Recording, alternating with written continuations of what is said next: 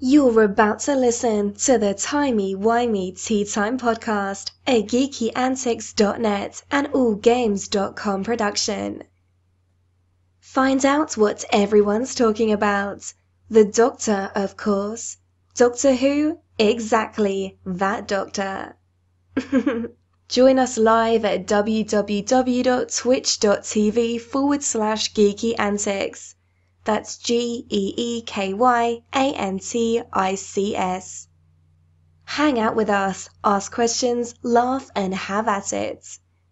We can't wait to hear what's on your minds and hearts. Timey-Wimey Tea Time.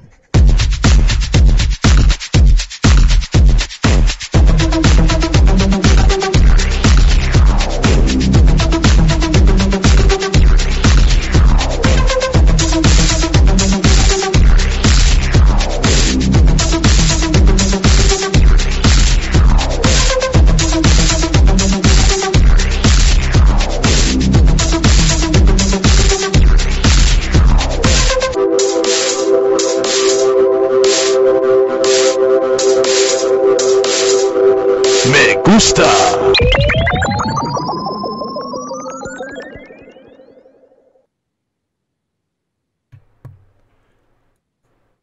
Greetings and welcome to Timey-Wimey Tea Time, where friends gather to talk about all things Doctor Who, sci-fi, fantasy, zombies, creative writing, and everything geek. I'm Yomar Lopez, known throughout the interwebs for over 15 years now. Wow, it's been a long time. I feel really old. Yeah, I'm known throughout the interwebs. You know, I'm internet famous, I guess, as Yogizilla. Yep, that's my alter ego. But more importantly, I am joined, as always, by my friend, Stan Faryna. Stan the man, Faryna. Stan is the sexy, poetic voice of Gallifrey. And he's a very high in demand commodity here in on the show.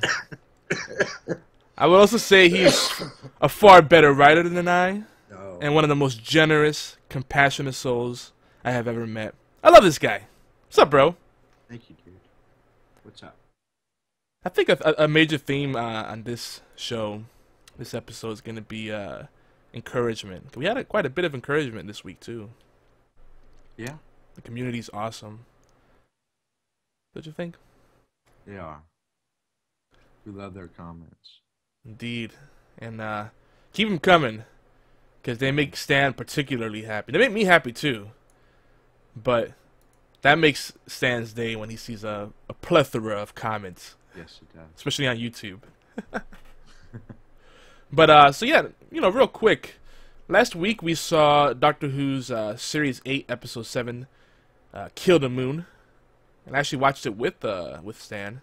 Yeah. It's quite the experience. Though I had to kind of mute you for a second because, I don't know, you're doing some DIY at home and got a little bit OP. It wasn't fair. You didn't have commercials. That's true. But it was still cool getting the real-time reactions. Mm-hmm. And just hearing the little bits on your side. Or just what you would say. I knew where you were at, and I was like, oh yeah, that part's good. So I think it made us. I don't know. I think it helped us enjoy the episode a lot more. But so yeah, the Doctor takes Clara and Courtney to the moon to make up for his mouth garbage, which is kind of funny. We kind of called this. Yeah. We did call it. Yeah.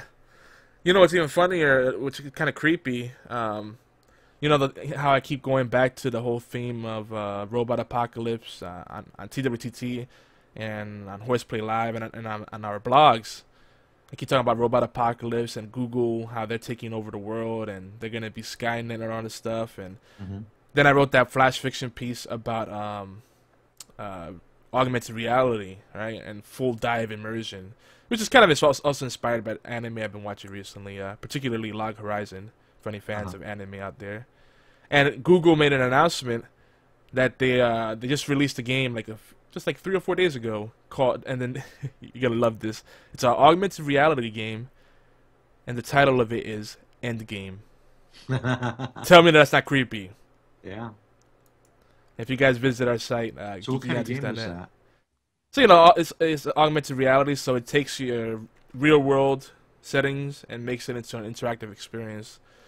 A lot of these games take on different forms. Most of them are cheap GPS games where it's, it finds your location. You could go on a treasure hunt, and items appear on a little mini map, like Zombies Run. It's like a whole survival thing, and there's invisible zombies. So you have to look at your screen while you're walking around, and people look at you in real life like, "What is this guy doing?" But it's cool. It's neat, but it's also scary at the same time. But anyway, back to Doctor Who. By many accounts and ours, Kill the Moon was a good story. I might even say it's a great story. We'll get deeper on that for sure. Yeah. But it's important to note that even Stan liked it, and Stan, I love you, but you've been a bit of a salty dog. Yeah. That's alright though, man. We all have our moments. The truth brings flavor, like salt. It's true. And we all succumb to the mouth garbage every now and then. That and the Doctor Who, I think it's a long time Doctor Who fans, we're a bit spoiled. We have a certain level of expectations, which is it's fair to have that. I think 50+ years, yeah, we expect a certain level of quality.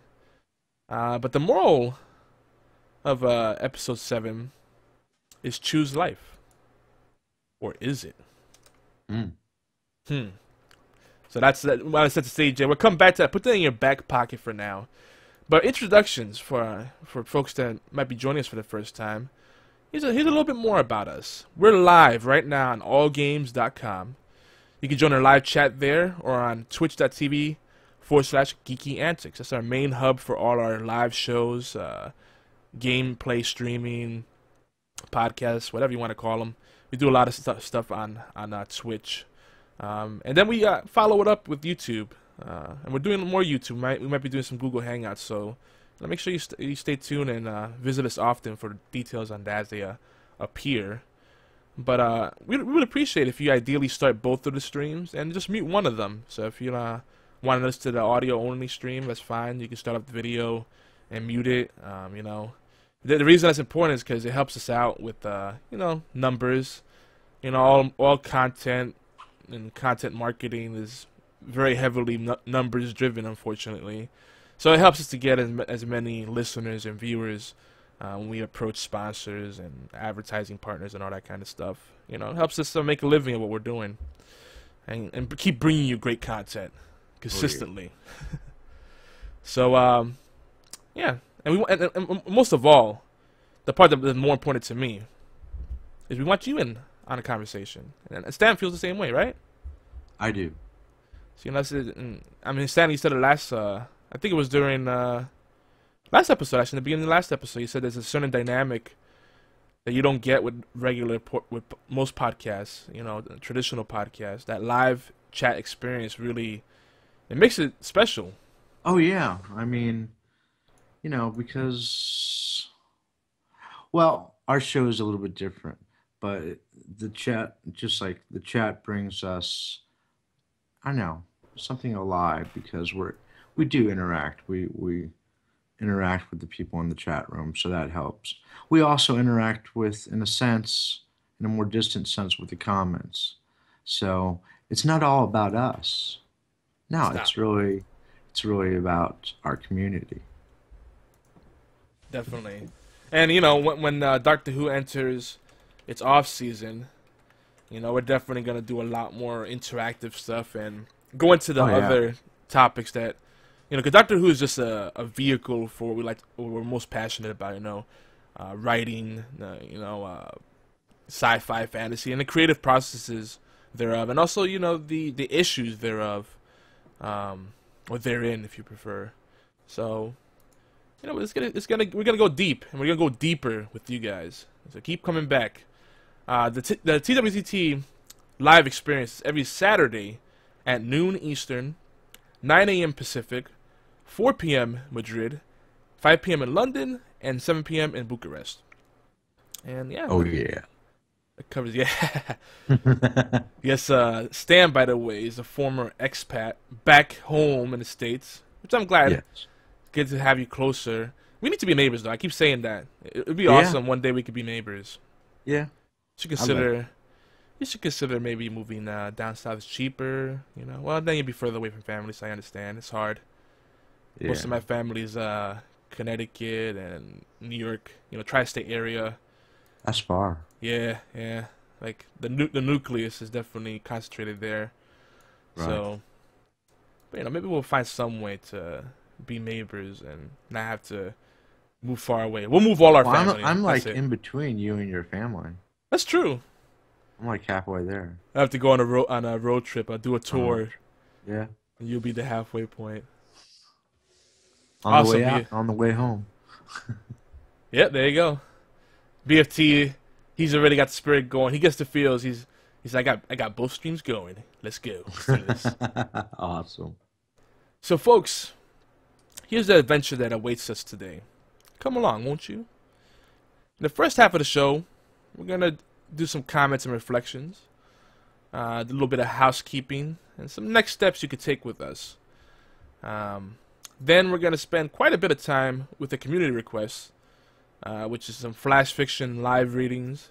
I was contemplating doing just playing old recordings of them, because we did this during our bonus show, TWTT Ecstasy 001, the first one that we've done. And but I think it's better when you do live. It's a different kind of feels that to get our reading chops on, sharpen our skills. And we also look more at the inspirations behind our works and so maybe some of the creative process and insights thereof. Then we'll do our usual Who's Who segment, where we introduce new fans or potential fans to Doctor Who, the Whoverse. We explain we attempt to make our passion for Doctor Who contagious. I think we do. I think we do a good job too. I mean, everybody says we're doing a good job, so Right. and that says something, because usually there's a lot of negativity. The majority of comments and feedback is negative. Sometimes people intend it to be constructive, but it's negative still, right? Right. But most of the stuff we've gotten is very uplifting, so we love you guys for that, and it keeps us going. Of course, you have to have a thick skin when you're a writer, a podcaster, a streamer, anything, because you're gonna get the trolls, and you're gonna get the salty dogs and all that kind of stuff. It's inevitable. Right. Especially as you get more popular. Now, in the second half, we will start off with... we're actually going to open up with a voicemail. I'm going to end it on voicemail on the first half, too. It's perfect segues for what we want to discuss today. So, thank you for keeping those messages coming. Yes. For the second half, we're going to discuss Series 8, Episode 7 of Doctor Who, Kill the Moon. And, it's quite the turning point, right, Stan? It is. I hope that they continue, because getting back to the way Doctor Who should be. Well, we called it. We said that the fact that Moffat wasn't really involved in this episode in a really big way, Right. freed him up, and we had a feeling this was going to be the show or the series gaining its kind of stride back. Right. Actually, it's really reaching its stride for real now. It's been a slow burn. Yeah. And it's a long time on TV, because, if you need to develop something, usually you do it in 2 or 3 episodes, not 6. Yeah, half the season. Yeah. Because this isn't a long season like we see in some shows. 12 episodes ain't much to work with to begin with. Yeah, and in that situation, they're not, so they're banking on fan loyalty, and it's not like they're proving themselves in the writing. Yep. And that's a very good point. I'm not gonna get into it though. don't bait me. That's a very good point. That's a very, very good point. We'll try to come back to that. So we're gonna go pretty deep on episode 7, and you know what? I'm happy that we could actually keep it mostly, if not 100% positive. Yes. Because I hate having to criticize the episodes, but Stan and I are both writers, we're both creatives, and there's just some things you can't turn a blind eye to. Right. But after that, you know, we're gonna switch things up a little bit like we usually do, and get into our community interconnect. We reach out to people that leave comments for us on YouTube and on the forums, different places, and this is also where we would discuss any sponsors we have and endorsements, etc. Because we got to pay the bills. Being a starving artist is only cool for so long. And then we're gonna talk about Soft Kitty, the Soft Kitty song contest or singing contest. I'm still debating which one sounds better out loud. Soft Kitty singing contest. I put on the blog. It's already up. The contest rules. I don't know if you saw them. The final edit, Stan. But we finally got the timelines mostly worked out. The voting period for the contest is still TBD, to be determined. But we'll share more details. It's gonna be a quick little plug. With at least point you where to go to. We have an official page now for the rules and for all the entries to be shared, so you can evaluate them. Even if you don't want to participate in terms of being an entrant, you can at least vote when the voting opens up and leave some comments. Keep that encouragement going. And then finally, we'll have our outros and our outro and shoutouts. On the post show, if we do get enough time to that, well, we're probably just gonna let it flow. We're not gonna have anything specific. We might talk a little more about Walker Stalker Con, that's coming up in less than a week. And yeah, whatever else it's on, whatever. We'll speak from the heart. That? It's gonna be awesome. So actually, let's get right into it. So this coming week, I'll be at Walker Stalker Con in Atlanta. This is the flagship show. Sadly, Stan won't be with me. It's kind of short notice. Yeah, next time. So next time we'll definitely do it. Next year we're gonna have a party. Oh yeah. But we're gonna be doing some meetups, and maybe some cross-site kind of stuff. Maybe a Skype call or Google Hangout on occasion, so folks could join us virtually. That'd be cool. Yeah. We'll play it by ear, but mainly I'm just mainly looking to interview fans, get some reactions from everyone, take photos. I'm gonna follow around Sean Freeman from All Games. He's gonna be doing a lot of stuff.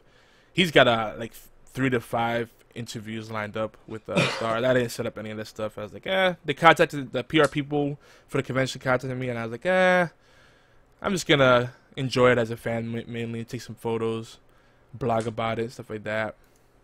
There's a lot of stuff when you start setting up those interviews. I think it takes you out of the experience, and this is my first time going live, so in the flesh, Right. So look out, keep an eye out for hashtag TWTT, which we apparently share with some other show. So if you guys see something about testicles, it has nothing to do with us. I don't know if you saw that, Stan. It's not a bad thing, but there's like some kind of like cancer awareness thing. And they're using the hashtag TWTT. They came out of nowhere. I think we came first. So I saw that, I'm like, ooh, there's a little brand conflict there. Yeah. But that's the hashtag we'll use, because if we use hashtag Walker Stalker or Walker Stalker Con, I think there's going to be a lot of noise there. So I'm going to try to do as much photos and impressions on Twitter, 'cause that's probably the easiest thing. And then at the end of each day, or maybe 2 or 3 times a day, I'll try to do a quick blog post or a Tumblr or something like that. So if you're on Tumblr, by the way, yogizilla.tumblr.com, and that's Tumblr without the E. It's just it's a microblog. It's a good place to just do quick updates. That's what I like about it. So tonight, if you're listening to us live, we have Doctor Who episode 8, Mummy on the Orient Express. Now, is it going to be a good story? Is this going to be a second run for 2 thumbs up? I guess time will tell. But tomorrow, we have Walking Dead coming back. Yeah. Yeah. I'm excited. It's going to be good. And we'll be talking about both stories next Saturday. So a lot of stuff to talk about. Actress Lauren Cohan, who plays Maggie, is saying that the season 5 premiere is disgusting, scary hell. That's crazy. And man, that's just some high expectations. Yeah, I have some theories there. But I think the whole stuff about cannibalism is misdirection and people that are relying too much on the comics. Because Terminus doesn't exist in the comics, so they're thinking, well, the cannibals are supposed to be right about now, so maybe that's how they're going to work them in. So we'll see. I think the cannibalism is too obvious. I hope they really do something special here. And I think I know what it has to do, and I have a good idea. It'll be really neat. But Andrew Lincoln, Rick Grimes, he said that season 5 is all about the beard. So that's fun. I like that guy. He's a good guy. So Stan, what do we have now? We got comments. Delectable, geeky comments. Oh, I was trying to prompt you to do the epic voice you did last time. That came out really good, by the way. Delectable, geeky comments. You know, remind me. I'm totally gonna put an echo, like an auditorium effect on that. All right. So our first comment, BB asks, ¿Se va a organizar una fiesta en Walker Stalker Con? So she asks, he or she, I forget if it's the gender. I should probably put a note of that there. But they ask if it's gonna be a party or a meetup. Literally, she said party, but any kind of thing organized for Rockstar Con. So yeah, definitely. Nothing formal, but what's that? My reply to her comment on YouTube was somehow I understood fiesta as siesta, and I was like, I like naps too. Oh, I didn't remember that. I thought it was just being funny. I was like, oh, okay, you play on words. Well played. I thought it was cute. Yeah, I can see where you get them confused. Oh my gosh, I have to be careful with the chat, so then they get a little rowdy, and I cannot read that on air. We do try to keep the show PG. I won't say G-rated, but we do try to keep it family friendly. So a lot more than Doctor Who Series 8 has, I will say. Yes. So Stan, give us a second comment. All right, Tabitha B. asks, this goes back to the mouth garbage. How many admirable Asian, Hispanic, and Middle Eastern actors have been on Doctor Who? More than one and less than 12 would not be a satisfactory answer. That is fantastic right there. Oh my gosh. I almost feel like playing the Christopher Eccleston soundboard clip. Fantastic. That would. That's just the perfect moment. Yeah, just picture it in your head. I try not to rely on the soundboard too much because I know it's a slippery slope and I'll go crazy and we'll never get anywhere. But yeah. So we've touched upon this many a time. How the UK is kind of behind. The community has sent this. It's like the UK stuck in a time loop. I don't know. Maybe they're in a 3D painting. What's funny about it is it feels like sometimes when they have black characters on this show, it's like they're pandering because it's like, hey, we're not racist. Here's a black character. See? And I hate to say that, but some of the characters they have, they're not, inspiring. Yeah. And then they're not. Although Danny may change. Yes. Our perception of this. This is true. But, I think it's not just a race issue. I think it's just an issue with how small the Doctor Who universe has become. And for those that have been listening to us from the beginning, you're probably going to get tired of me saying that, but they need to expand the universe, have other races and species, and keep building upon that. Like, don't have these throwaway characters, Make them significant. Make them memorable, at least. Stan? Yeah, I agree. All right. So our third comment, E. Nández writes, Me gusta leer algunos de los comentarios en la primera parte del programa. So basically, I like reading some of the comments in the first part of the program. I think there was a typo there. I don't know if what happened there. I don't know if they're saying they like reading the comic. I'm assuming they mean they like when we read them in the Yeah, first part of the okay. program. That makes sense. Yeah. Well, we definitely want to know what people like about the show. And we want to know if there's, things that they'd like us to cover. Yeah, and I like this format tweak we've done because it gets our brains warmed up. So when we go into the real deep topical discussions, we have a little bit of a backdrop to follow Yeah, to go back to. It sets the stage. exactly. Now our last BFT. comment. Yes, you want to take this one? No, man. You sure? You sounded like you wanted to. All right, I'll do it. All right. BFT 9000 writes, finally got caught up on Series 8 for Doctor Who thanks to YogiZilla. For the most part, I like it. Though now I don't like Clara due to her initial interaction with Danny Pink. Having previously served in the U.S. Army for 5 years of my life, with one deployment to Afghanistan, I got angry at her and the Doctor's attitude towards soldiers. I can also understand why Danny is how he is, not only from having been a soldier, but also from my own issues with social anxiety. I think Danny Pink is a good representation of the soldiers who are not all blood and guns, but come in all mentalities and skill sets. I still like the Doctor as he is, learning to see past that. Although Clara is too, she still lost a lot of points with me due to her initial comments. Mm. BFT went deep on that one. Oh, yeah. And by the way, he left a comment on the forums. Wink, wink, nudge, nudge.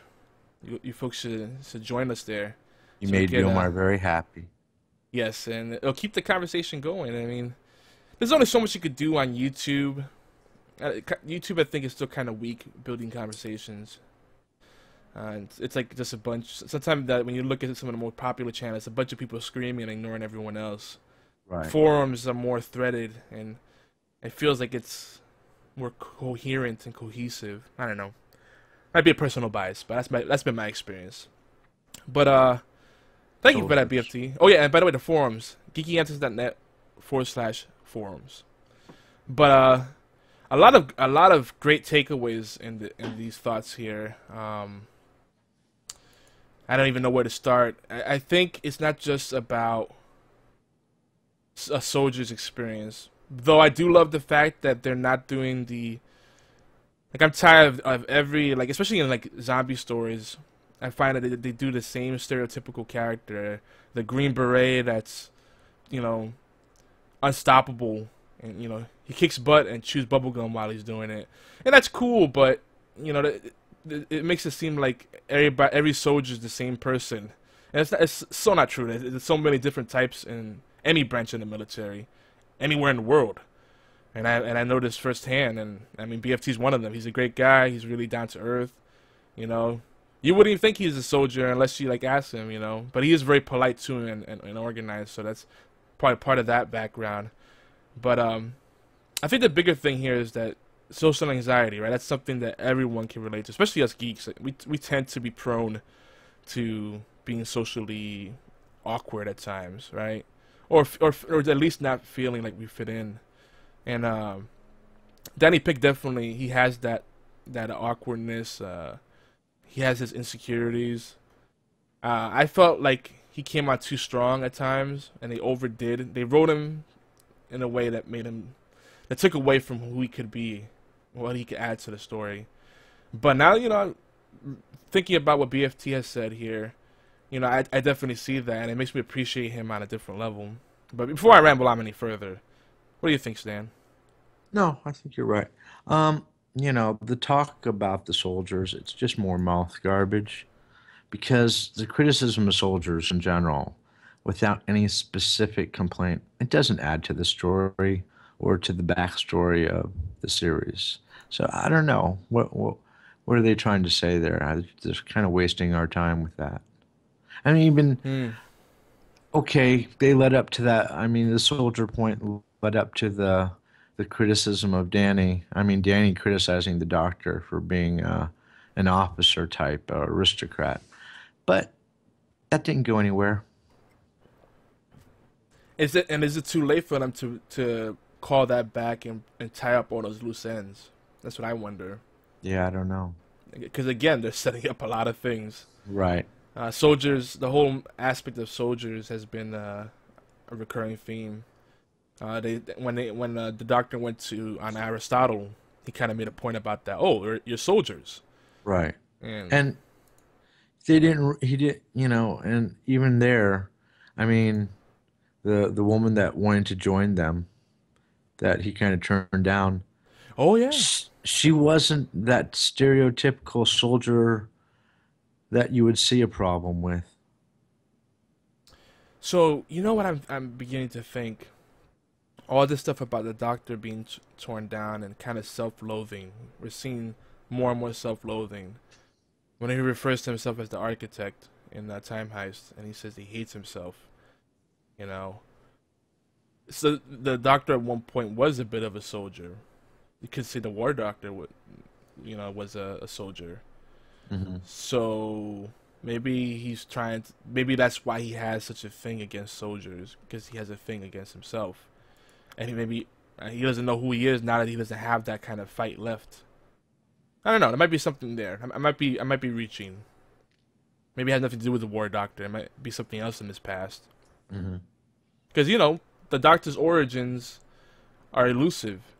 Though they did do that whole thing with Listen trying to make it so that Clara was a huge part of his story. We'll get to that though. That was interesting. But a reminder, folks, that's all for the comments for now. But this is a reminder. If you want to join the conversation, join us on YouTube, Stitcher, iTunes, Spreaker, and geekyantics.net. There's tons of ways to connect. We're also on Zoom. I mean, just Google us. You'll find us.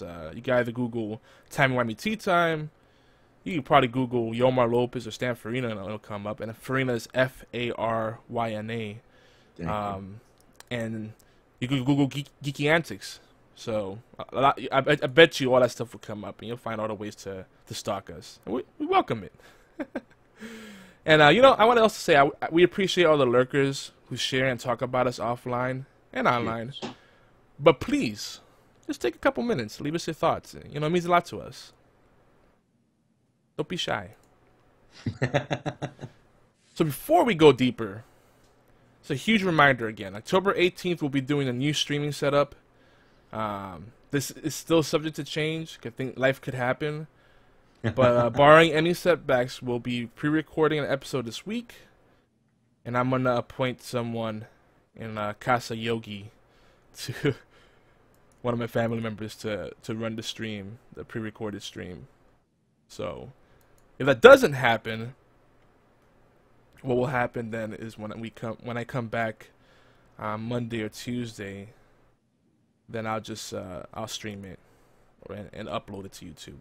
So if you don't see us on the normal time, a Saturday at noon Eastern, then something probably broke. But give us about 10 to 15 minutes of leeway there. And a reminder again, we are live on allgames.com and twitch.tv geekyantics / geekyantics, sorry, every Saturday at noon Eastern, 5 p.m. in London.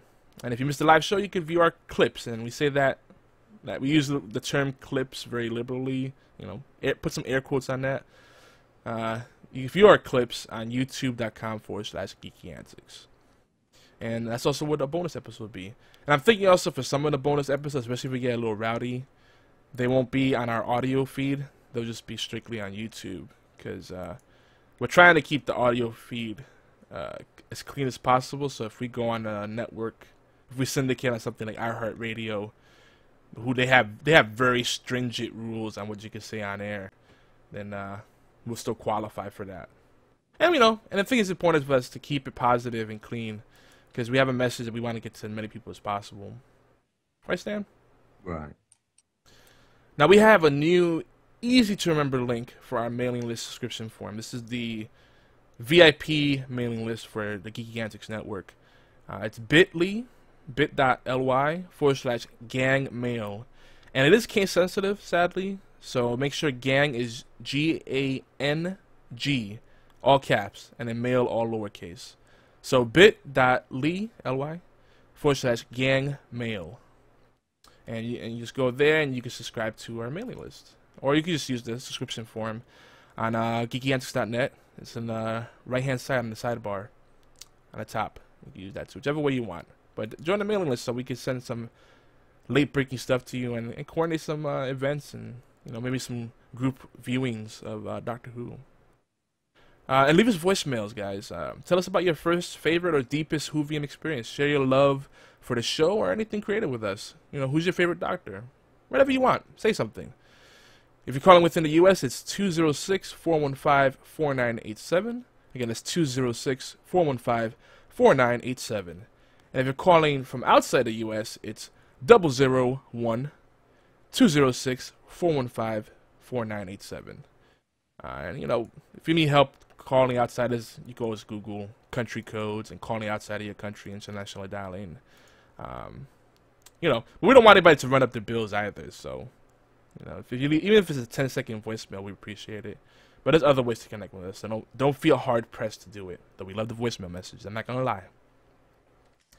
I would also like to make everybody aware that we are making attempts at Geeky Antics and Timey-Wimey Tea Time to monetize.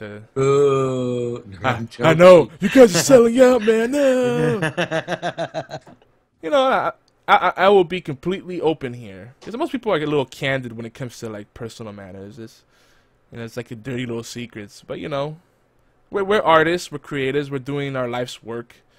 We've gone from the 9-to-5 grind to doing things that we feel we're called to do. And it's a hard path to take because it's not very fruitful financially sometimes. So, I've been pimping out Stan. Yes, you have. Thank you. If you guys want to hire him, there's a lot of things he's great at. Branding, creative writing, project management. I got a few things that I'm pretty good at. Mostly, I'm good at being a yes man. So if you want someone to make you feel good about yourself, hire me, and I just say that is awesome, that's fantastic, yes. Hey, that's a paid position. Come on now. It's a valuable thing, yes. It is. I just wanted to say yes and agree with me on everything. It made me feel good. Okay, cool. But we'll have a official page up with our premium services and a little price guide there. So stay tuned for that. We're gonna do a lot of actually the biggest thing. If you're a small business or startup, we'd love to definitely work with you to do banners. If you want to pay monthly to have a banner up in key areas, we can share the rates with you. Or if you have an affiliate marketing program, we could do product reviews and link to you and use the referral links, stuff like that. There's a lot of things we can do together. So we're always willing to collaborate. And actually, we have a few people. Most recently, Jason Brandt, author of the Hunger audiobook series, which is excellent, by the way. The guy that reads that stuff, Wayne June, I believe his name is like Dave Fennoy level of epicness when it comes to reading. Amazing voice. But yeah, he might be doing some stuff for us and maybe sending up some freebies for folks, nice. For our fans. So yeah, so stay tuned for that. But without further delay, you ready for some flash fiction readings?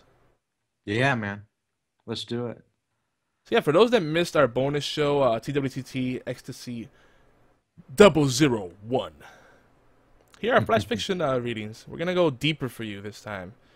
And, thanks again to everyone that has encouraged us to share creative works, That support deeply moves us. It does. So, Yomar, what do you got? I think you should start with my favorite piece from our last live reading. Yeah? Yeah.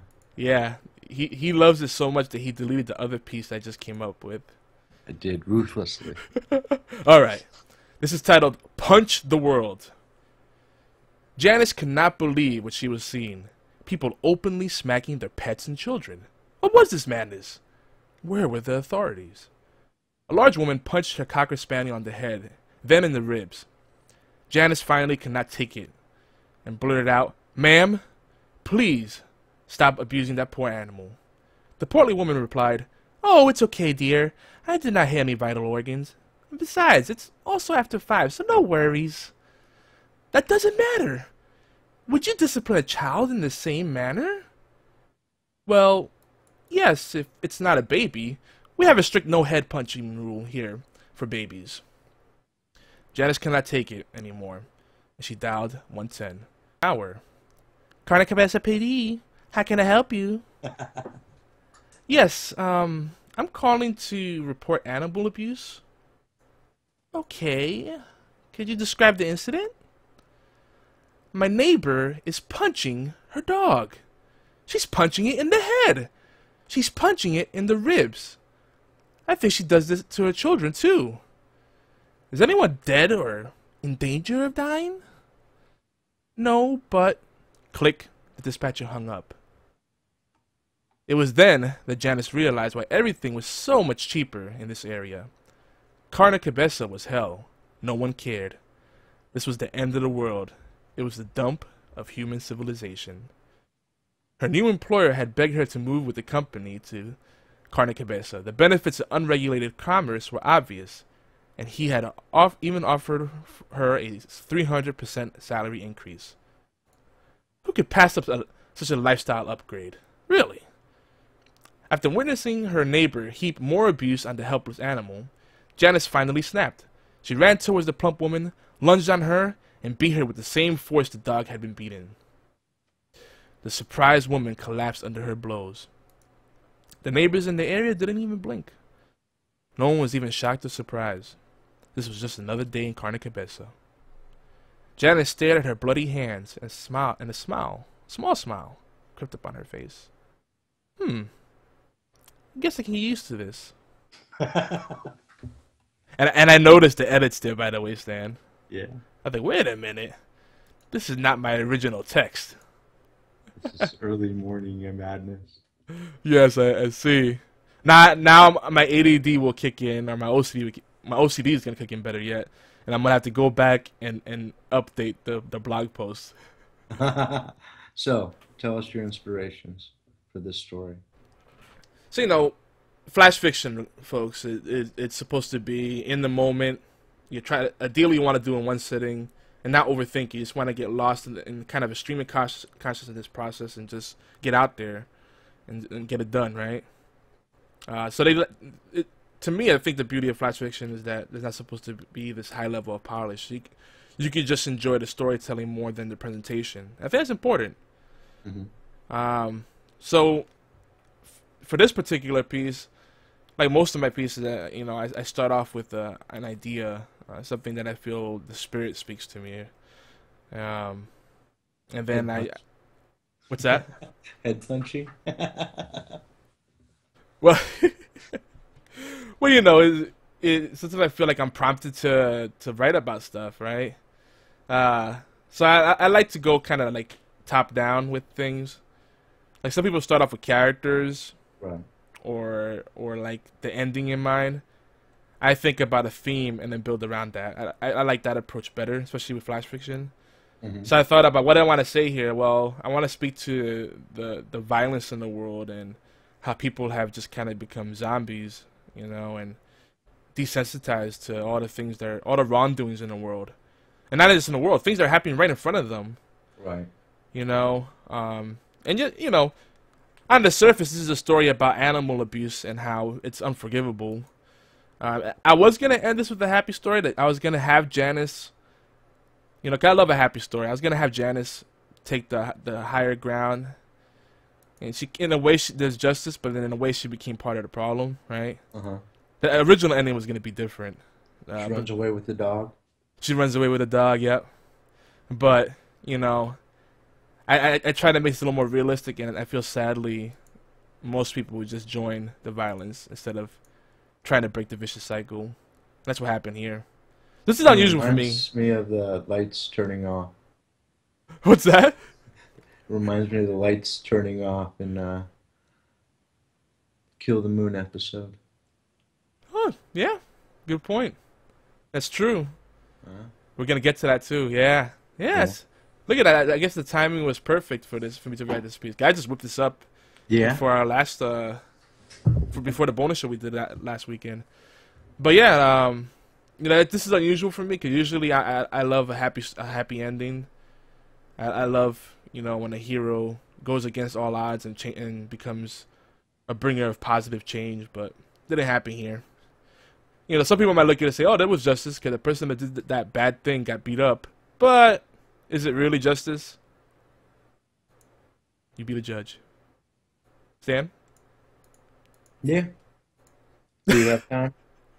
Do we have time to do another one, or I don't know if we have time. You tell me. Let me see.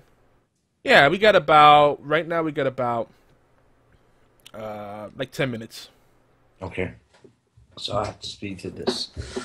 All right. So I'll do. I have a flash fiction. It's called "The Greatest Show on Earth is on Andaman Road." I think I see something moving in the trees. Donna gasped and pointed to a group of nearby trees as the tour bus inched down Andaman Road.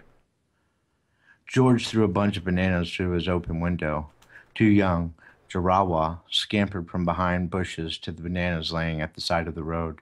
Their eyes looked so full of joy. Donna snapped pictures with her iPhone. The Jarawa young clicked enchanted. They stretched out their little fingers and moved their fingers as if squeezing fruit. "OMG," said Donna. "I think they want more, George. They're trying to communicate with us. Do you see how they move their little fingers? It's so cute how they do it." A third Jarawa young appeared. He was holding an empty 2-liter plastic bottle of Coca-Cola. He started to dance. His little black beep jiggled as he danced for the people on the bus. "Do you think they like Coke?" George wondered out loud. He took a last sip of cola and threw the half can out the window. Cola exploded from the can and 3 Jarawa dove for it. The victor pushed his lips forward against the top of the upside-down can to catch the last drops. George laughed. A thin old Indian man with black skin and pink lips started yelling at George in perfect British English. "Are all Europeans so primitive in your consciousness? These are human children. You are the animal. The Jarawa are not monkeys." "Mind your own business," George replied. "We paid €100 each for our seats. We're all here for the show. Are you here for something else?" The old man smiled as he continued to point the video recorder at George's face. I had to mute myself because a lot of the parts in this story that do make me giggle. So what was the inspiration, or your inspirations for the story?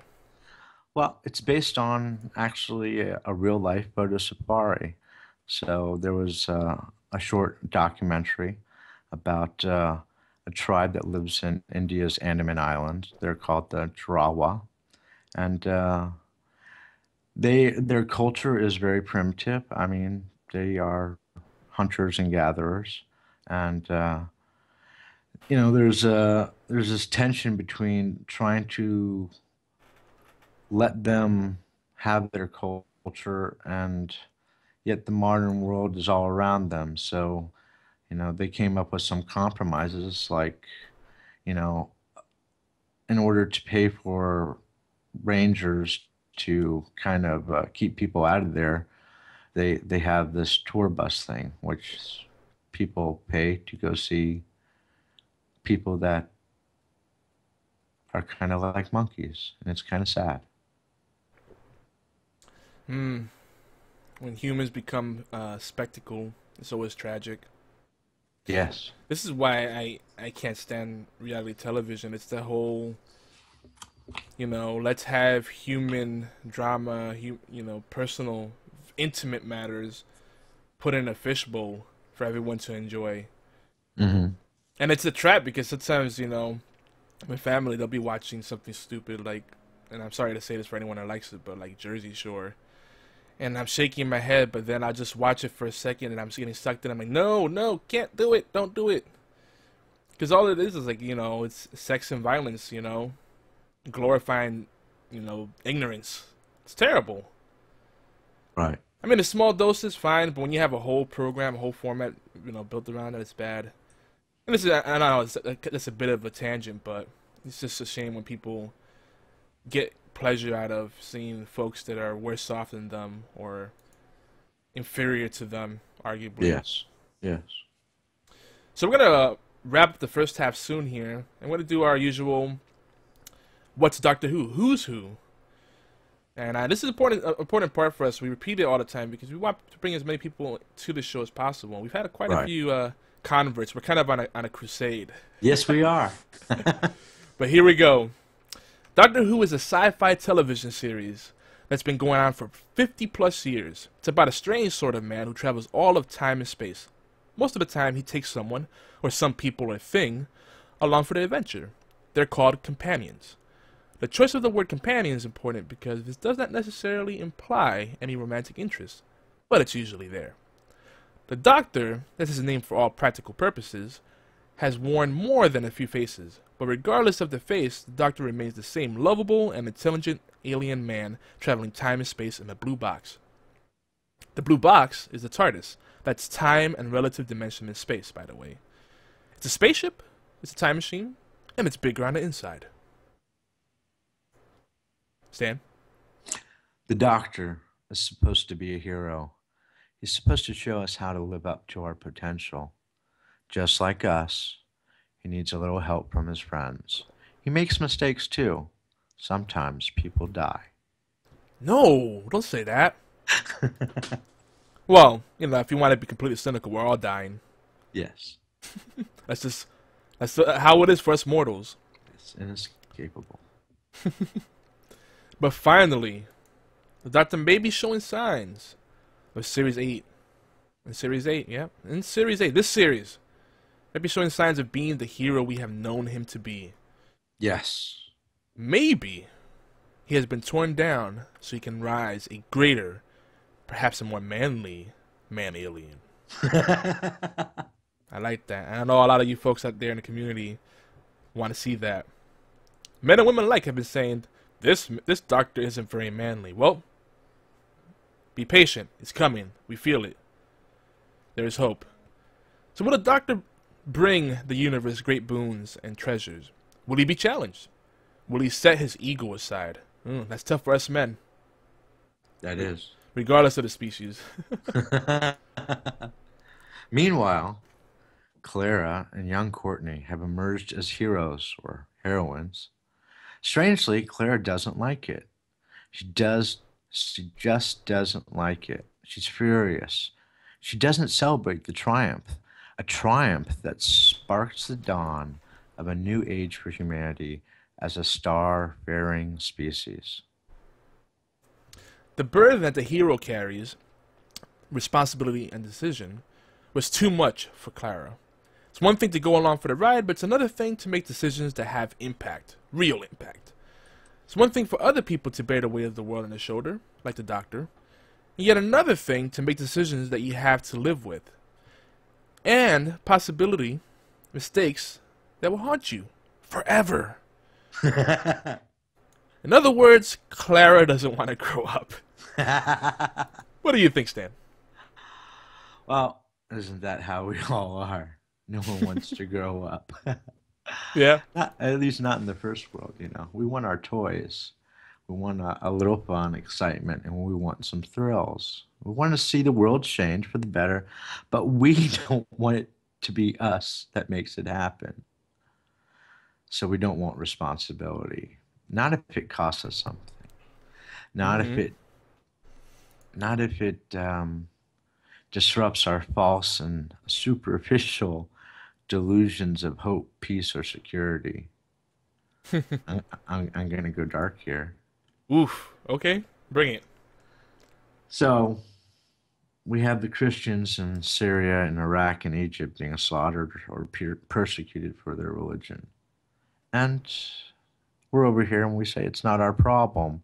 Sure, it's a terrible thing, but maybe our government or someone else can do something about us, not us, right? And we definitely wouldn't spend $100 to help out some of the kids over there. And Ebola is another example. Some people are afraid of what could happen here if there's an outbreak in America. And other people are like, don't. This is just noise. I don't want to hear it. But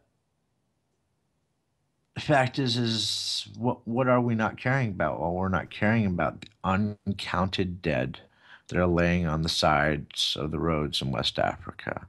We're not caring about real people who are going through hell and horrors. And of course, our media isn't telling us because they know that we're not interested. And again, it's not worth $100 to you or me. It's not worth sacrificing cable or fast food for a month. So I want to criticize Clara, but I'm also Clara.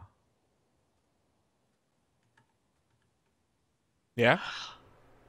All of which Well, you're about to suggests go deep, aren't you, bro? yeah. I Now, know the, I'll the go dramatic extra. pause. I'll go extra deep. So All right. all of this suggests that we didn't learn anything from the Dalai Lama or Mother Teresa or Carol Wojtyla, or Gandhi or Dr. Martin Luther King Jr. In his letter from a Birmingham jail, King reminded us that we are responsible for each other everywhere. He wrote, "Injustice anywhere is a threat to justice everywhere. We are caught in an inescapable network of mutuality, tied in a single garment of destiny. Whatever affects one directly affects all indirectly." Yeah. That's deep right there. So, I don't know, failing in our responsibility to love kind of makes me think of that song from Black Eyed Peas. Where's the love? Yeah, it's a very fun song, but it has a powerful message. Where is Yes, the it love? does. You know, when I first heard that song, it used to make me cry. Yeah, that Yeah, tells you where our hearts are at. It's sad because there's so much hate in the world and people that are either nonchalant or just completely uncaring, devoid of real emotions. It's terrible. But the other side of that is, I think there's some of us that care so much that we become overwhelmed. oh, sure, because there's so much to care about. Yeah. So I hate to say it, but sometimes you have to pick and choose the battle because if Right. you get to the point where you're so overwhelmed that you break down, you're no good to anyone. So it's a delicate, very delicate situation. Maybe we should take one cause at a time.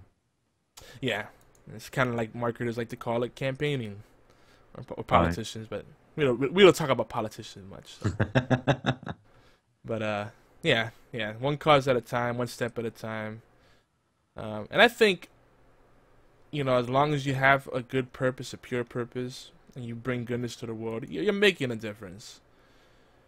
I like to think that people get inspired from unusual places. I like to think that we're trying to help, even here in our podcast, man. I think so too.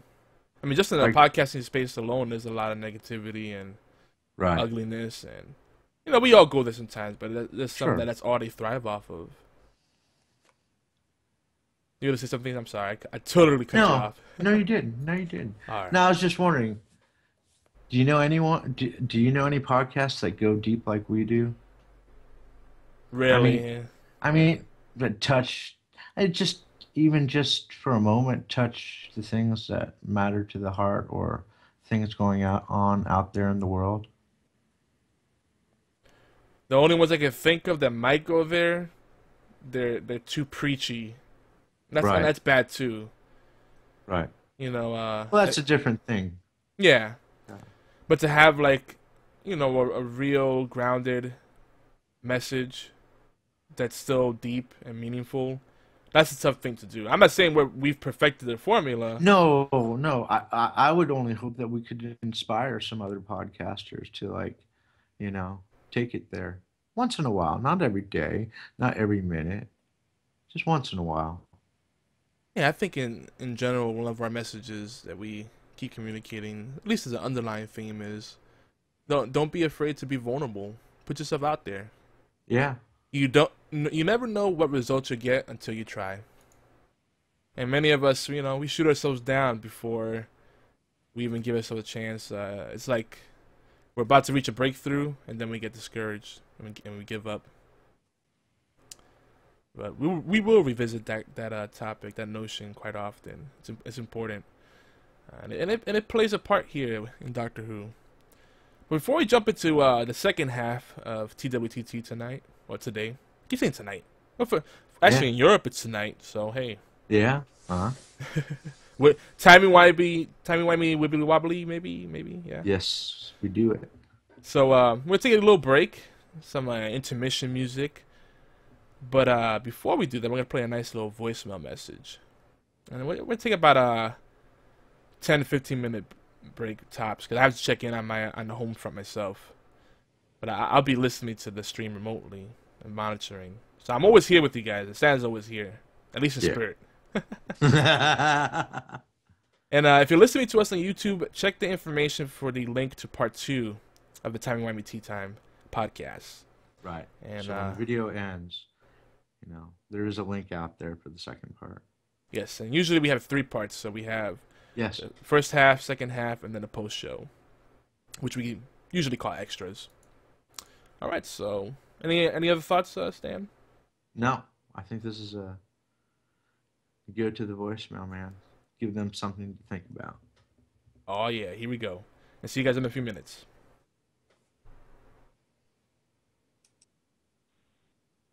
Hi guys, this is for Stan and Yomar at Wimey Timey Tea Time. I want to share a Bible verse with you. First, this is from 1 Corinthians 13. Love is patient, love is kind, and is not jealous. Love does not brag and is not arrogant, does not act unbecomingly, is not provoked, does not take into account wrong suffered, does not rejoice in unrighteousness, but rejoices with truth, bears all things, believes all things, hopes all things, endures all things.